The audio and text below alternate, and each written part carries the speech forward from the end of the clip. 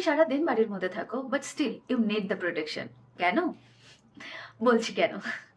যতক্ষণ না আমার এটার সাথে দেখা হয়েছিল ততক্ষণ আমিও বুঝতে পারিনি আমার স্ক্রিন প্রোটেকশনের দরকার আছে। Wait, let me show you. আমার কাজটাই এমন যে সারাদিন ডেস্কের সামনে বসে থাকতে হয়, আর ঘন্টার পর ঘন্টা স্ক্রিনের সামনে বসে থাকাটা তো আমার অ্যাকচুয়াল সানলাইটের থেকেও বেশি হয়। তো এই ব্লু লাইট স্ক্রিনস গুলো থেকে এবং ইউভি জানলা থেকে দে স্টিল এফেক্ট মাই স্কিন। তো বেসিক্যালি ঘরে থাকা মানে যে আমার স্কিন ডে অফ পাচ্ছে, একদমই নয়।